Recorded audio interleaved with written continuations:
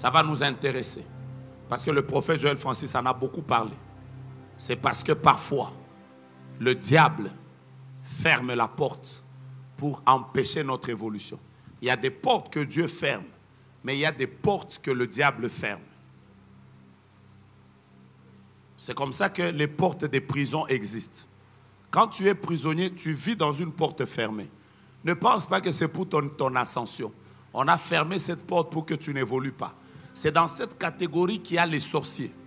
C'est dans cette catégorie qu'il y a les personnes qui travaillent dans le monde des ténèbres. Il y a des gens qui travaillent vraiment à bloquer les portes des gens. Ils travaillent. Vous allez voir des belles filles. Vous vous demandez pourquoi le mariage n'arrive pas. On m'a raconté une histoire. Moi-même, quand on me l'a raconté, j'ai ri.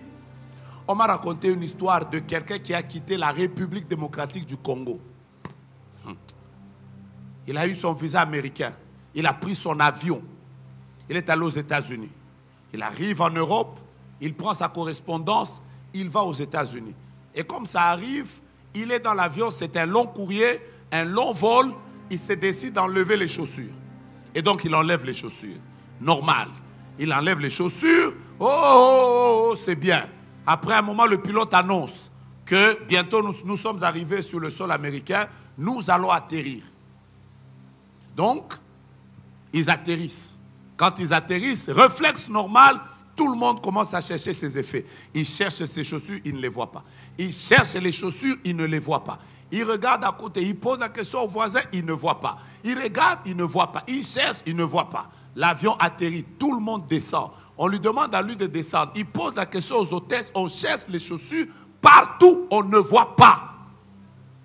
Et après, les hôtesses disent, monsieur, on va préparer l'avion pour le prochain vol. Tu dois descendre. Et donc, il descend. Et là, il se dirige vers l'immigration. Et quand il arrive, l'agent de l'immigration est dans le box. Il le voit venir. Il se pose la question, pourquoi il est pieds nus? C'est la première fois que je vois un monsieur voyageur qui est pieds nus. Lui, il est en train d'arriver. Après, quand il arrive, l'agent lui pose la question, où sont tes chaussures? Dans l'avion. Comment? Oh, je les ai laissées là. Pourquoi tu n'as pas mis? Directement, l'agent s'est dit, c'est un fou. Je ne peux pas le faire entrer dans mon pays. Il appose un cachet de refus. Et donc, on le refoule. Il rentre dans l'avion. Il rentre au Congo. Quand il arrive au Congo, il se décide maintenant d'aller parler aux membres de sa famille. Il leur dit, je n'ai pas compris, voici ce qui m'est arrivé. Il va parler à sa tante. Quand il parle à sa tante, il parle à sa tante, il parle à sa tante. Sa tante lui dit, ah bon, c'est ce qui t'est arrivé? Ah bon, c'est vrai? Ah, bon, écoute, avant qu'on continue la conversation, entre d'abord dans la cuisine. Il entre dans la cuisine. Après, sa tante lui dit, regarde le casserole qui est là. Il regarde le casserole. La tante lui dit, ouvre. Quand il ouvre, il retrouve les chaussures qu'il avait perdues dans l'avion, dans la casserole. Après, il demande à sa tante, mes chaussures! Sa tante lui dit, toi, tu voulais partir sans me donner, me dire au revoir. C'est pour ça que je t'ai fait revenir. Ça s'appelle la sorcellerie. Yes. Yes. Aïe. En lingala kindoki. Yes. En chiluba. Chibuloji. En kikongo. Hein? Kindoki sakamene.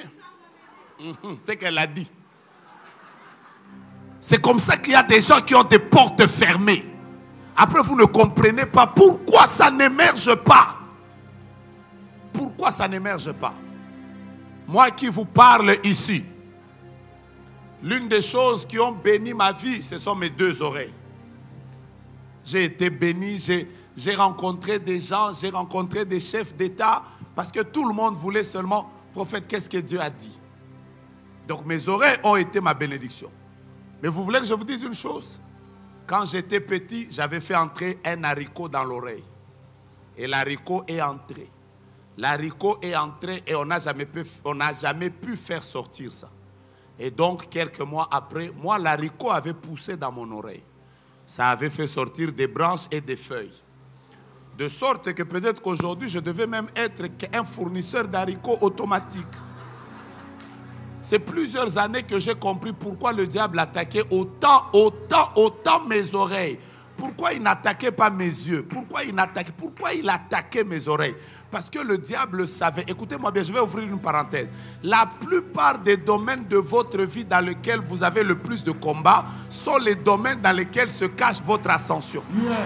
Avance, prophète. Yes. Je peux continuer et avancer? Avance, Quand prophète. tu sens que c'est le domaine des finances qui est le plus combattu, souvent, c'est là que se cache l'ascension.